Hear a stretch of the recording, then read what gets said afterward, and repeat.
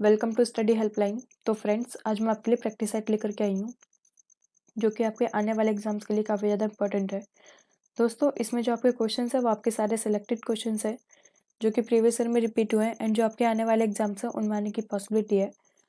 तो आप इन क्वेश्चंस को जरूर लगाइएगा। तो आइए स्टार्ट करते हैं। तो फर्स्ट क्वेश्चन हमारा, डॉक्टर सलीम मोइजुद्दीन अली अब्दुल किसके लिए थे? जो आपके डॉक्टर सलीम मोइजुद्दीन अली थे यह किसके लिए प्रसिद्ध थे? तो इसके ऑप्शन देख लेते हैं। ए ऑप्शन हमारा पक्षी विज्ञानी, बी ऑप्शन हमारा शल्य चिकित्सक, सी ऑप्शन हमारा वकील, डी ऑप्शन हमारा कंप्यूटर वैज्ञानिक प्रसिद्ध। तो राइट आंसर क्या हो सकता है इसका?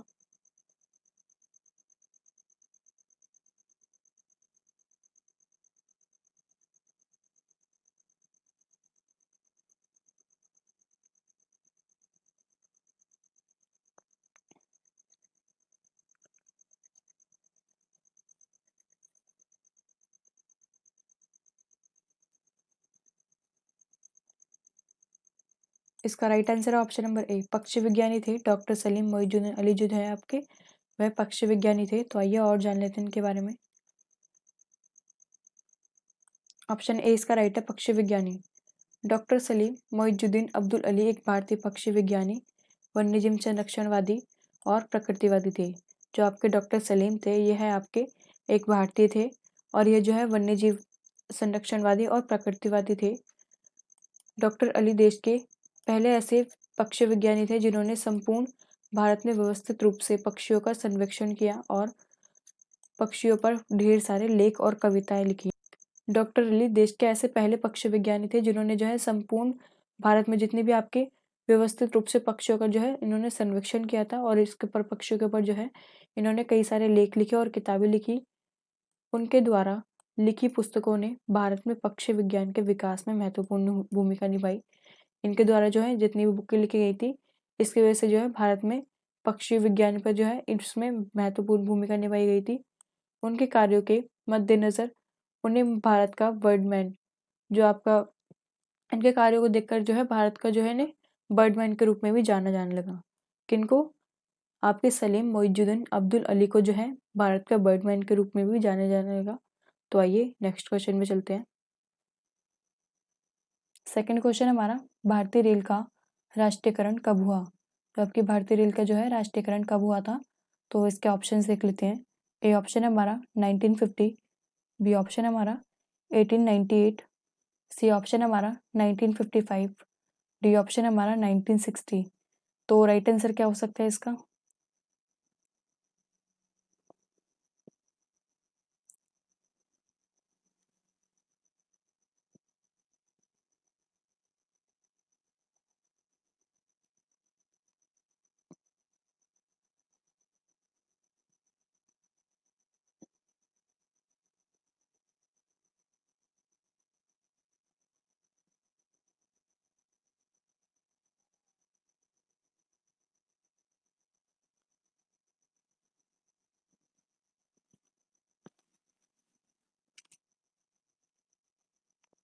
इसका राइट आंसर है ऑप्शन नंबर ए, 1950 में जो है भारतीय रेल का राष्ट्रीयकरण हुआ था। तो आइए नेक्स्ट क्वेश्चन पे चलते हैं। तो थर्ड क्वेश्चन हमारा, निम्नलिखित में से कौन सी गैस सबसे अधिक विषाक्त है? इसमें यह पूछा गया है कि इसमें आपकी कौन सी गैस जो है वो सबसे विषैली यानी कि जहरीली है। तो इसके ऑप्शंस देख लेते हैं। ए ऑप्शन है इसका कार्बन डाइऑक्साइड, बी ऑप्शन है इसका कार्बन मोनोऑक्साइड, सी ऑप्शन है इसका सल्फर डाइऑक्साइड, डी ऑप्शन है इसका क्लोरीन। तो राइट आंसर क्या होगा इसका?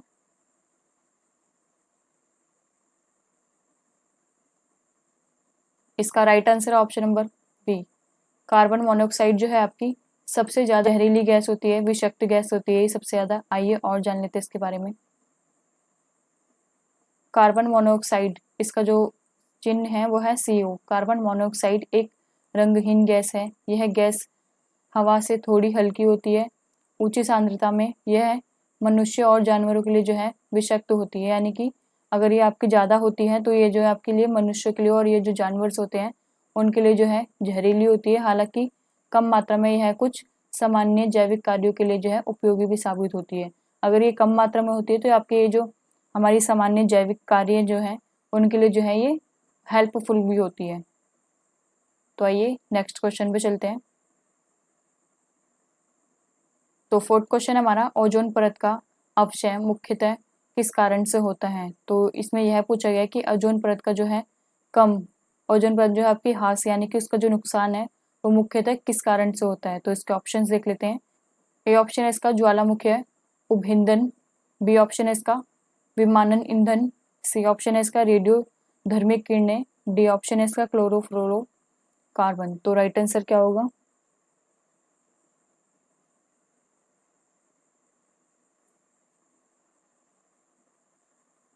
इसका right answer option number D. Chlorofluorocarbon जो है वो है ओजोन परत को जो है ह्रास पहुंचाती है यानी कि नुकसान पहुंचाती है। तो आइए नेक्स्ट क्वेश्चन पे चलते हैं। फोर्थ क्वेश्चन हमारा, भारतीय नागरिकता नहीं प्राप्त की जा सकती है। तो ए ऑप्शन है इसका जन्म द्वारा, बी ऑप्शन है इसका देशीकरण द्वारा, सी ऑप्शन है इसका किसी भूभाग के सम्मिलन द्वारा, डी ऑप्शन है इसका भारतीय बैंक में धन जमा करके। तो राइट आंसर क्या है?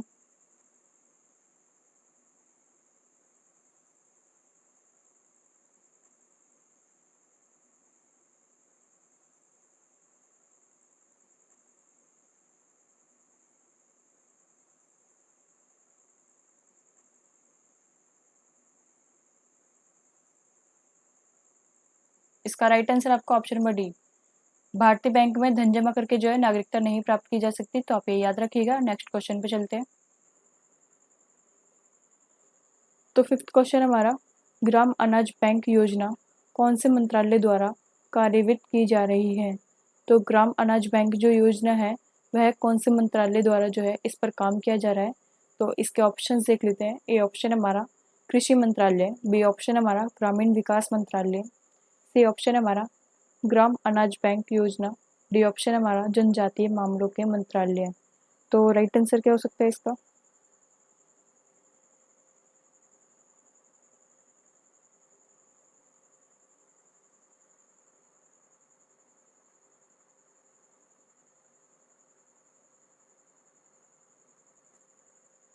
इसका राइट आंसर है ऑप्शन नंबर सी, ग्राम अनाज बैंक योजना जो है आपकी वह इस पर काम कर रही है। तो आइए और जान लेते हैं इसके बारे में। ग्राम अनाज बैंक योजना जनजातीय मामलों के मंत्रालय द्वारा 1997 में शुरू की गई थी। 1997 में जो है इसे शुरू की गई थी। ग्राम अनाज बैंक योजना जो है वह आपकी जनजातीय मामलों के मंत्रालय द्वारा जो है यानी कि ये जनजातीय जो मामले हैं इनके द्वारा ये जो है आपकी शुरू की गई थी।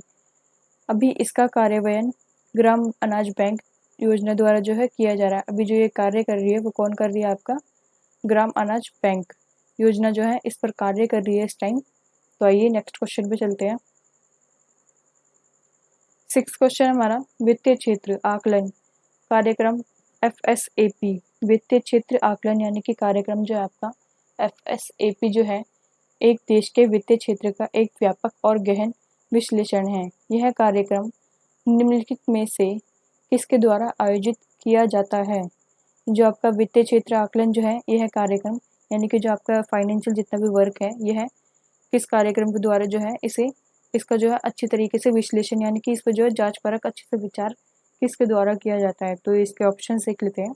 ए ऑप्शन हमारा अंतर्राष्ट्रीय मुद्रा कोष, बी ऑप्शन हमारा G20, सी ऑप्शन हमारा विश्व आर्थिक फोरम, डी ऑप्शन हमारा विश्व बैंक। तो राइट आंसर क्या हो सकता है इसका?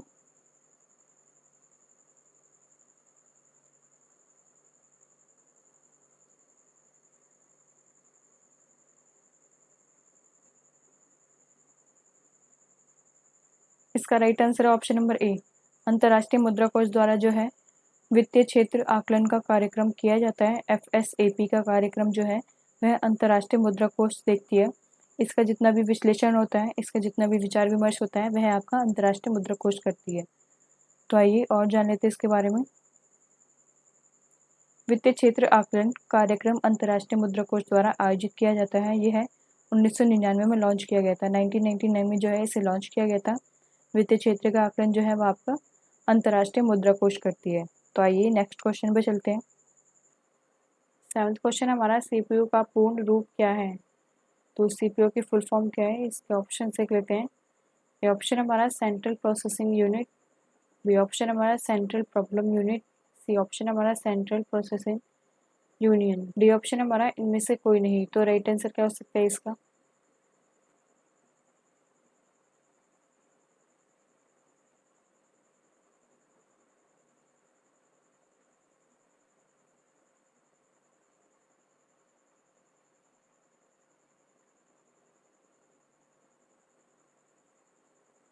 इसका राइट आंसर है option number A, central processing unit जो है इसका राइट आंसर है। सीपीयू की फुल फॉर्म है आपकी सेंट्रल प्रोसेसिंग यूनिट।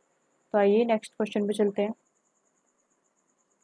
8 क्वेश्चन हमारा एशियाई खेलों का उद्देश्य है।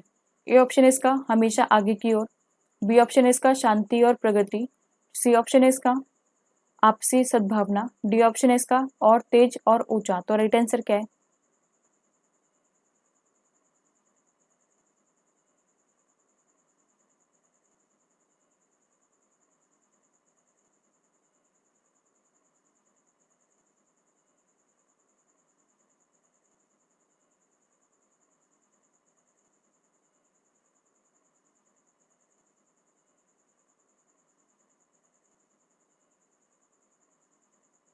इसका राइट आंसर आपका ऑप्शन नंबर ए, हमेशा आगे की ओर एशियाई खेलों का जो है उद्देश्य है। तो आप ये याद रखिएगा। नेक्स्ट क्वेश्चन पे चलते हैं। 9th क्वेश्चन हमारा एशियाई खेलों का प्रथम आयोजक नई दिल्ली स्थित किस स्टेडियम में हुआ था? तो ए ऑप्शन है इसका नेशनल स्टेडियम, बी ऑप्शन है इसका शिवाजी स्टेडियम, सी ऑप्शन है इसका तालकटोरा स्टेडियम, डी ऑप्शन है इसका फिरोज शाह कोटला ग्राउंड। तो राइट आंसर क्या है?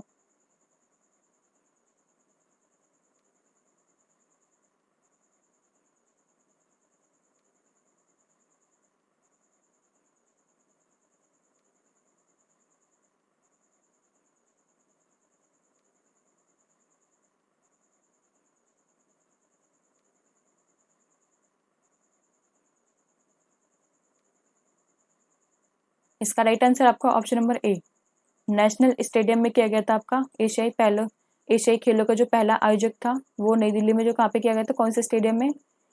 नेशनल स्टेडियम में। तो 10th क्वेश्चन हमारा ऑनेरियोलॉजी किसका अध्ययन है? तो आपका ऑनेरियोलॉजी जो है वह किसका अध्ययन है? तो इसका ऑप्शन से लेते हैं। ए ऑप्शन हमारा भगवान, बी ऑप्शन हमारा सपने, सी ऑप्शन हमारा नींद, डी ऑप्शन हमारा रंग। तो राइट आंसर क्या हो सकता है इसका?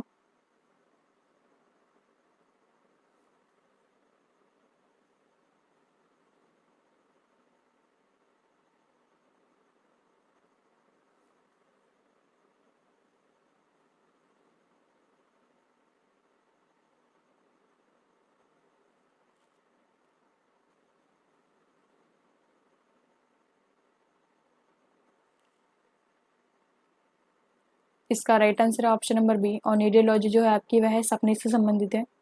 तो आइए नेक्स्ट क्वेश्चन पे चलते हैं। ऑप्शन नंबर बी इसका राइट है सपने। तो 11th क्वेश्चन हमारा कवक विज्ञान क्या है? तो कवक विज्ञान क्या है, तो इसके ऑप्शन देख लेते हैं। ए ऑप्शन हमारा बैक्टीरिया का अध्ययन, बी ऑप्शन हमारा कुकुरमुत्ता का अध्ययन, सी ऑप्शन हमारा वायरस का अध्ययन, डी ऑप्शन हमारा परजीवियों का अध्ययन। तो राइट आंसर क्या होगा इसका?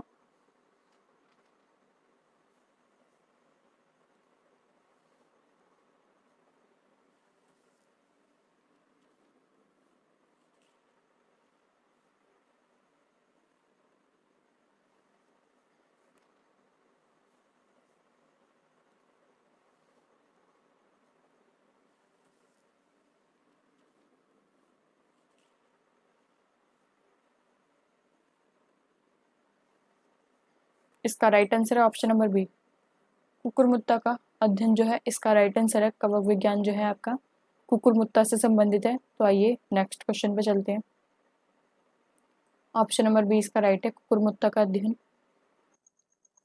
तो 12th क्वेश्चन हमारा राउल केला और दुर्गापुर स्टील प्लांट की संकल्पना किस पंचवर्षीय योजना में की गई? तो ये जो आपका राउल केला और जो दुर्गापुर स्टील प्लांट है इसकी जो है कौन सी पंचवर्षीय योजना संकल्पना ली गई? तो आइए इसके ऑप्शन देख लेते हैं। ए ऑप्शन हमारा पहली, बी ऑप्शन हमारा दूसरी, सी ऑप्शन हमारा तीसरी, डी ऑप्शन हमारा चौथी। तो राइट आंसर क्या हो सकता है इसका?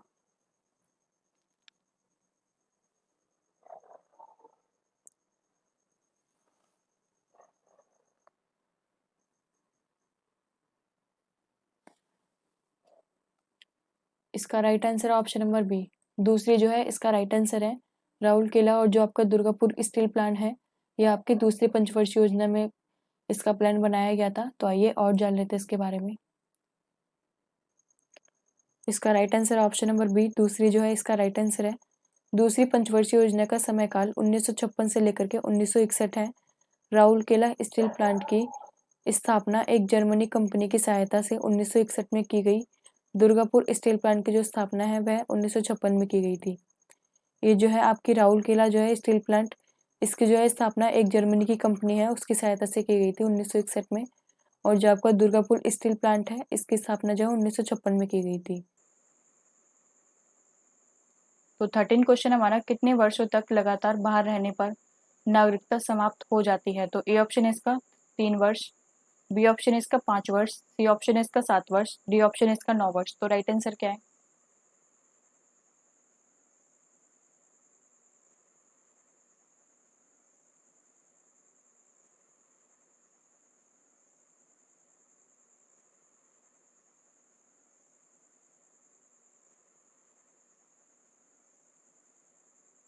इसका राइट आंसर आपका ऑप्शन नंबर सी। अगर कोई 7 वर्ष तक बाहर रहता है विदेश में तो आपकी नागरिकता जो है भारत की समाप्त हो जाएगी। तो आप ये याद रखिएगा। नेक्स्ट क्वेश्चन पे चलते हैं। 14 क्वेश्चन हमारा, ऐसे सभी व्यक्ति जो या उसके पश्चात भारत में जन्म ग्रहण किया हो उन्हें जन्मजात भारतीय नागरिक समझा जाएगा।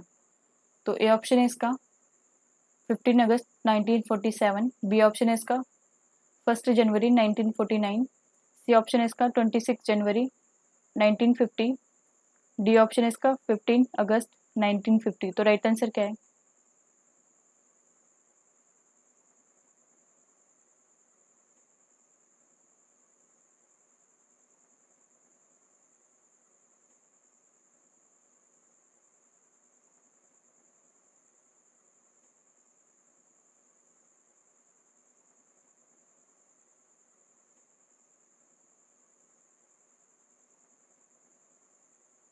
इसका राइट आंसर आपका ऑप्शन नंबर सी 26 जनवरी 1950। अगर कोई उससे पहले या फिर कोई उसके बाद जो है भारत में जन्म लेता है तो उसको जो है भारतीय नागरिक समझा जाएगा। नेक्स्ट क्वेश्चन पे चलते हैं। तो 15 क्वेश्चन हमारा, भारत में सबसे पहली ट्रेन कहाँ चली थी? जो आपकी भारत में सबसे पहली ट्रेन चली थी वह कहाँ चली थी? तो इसके ऑप्शन देख लेते हैं। ए ऑप्शन हमारा मुंबई, बी ऑप्शन हमारा दिल्ली, सी ऑप्शन हमारा कोलकाता, डी ऑप्शन हमारा जयपुर। तो राइट आंसर क्या हो सकता है इसका?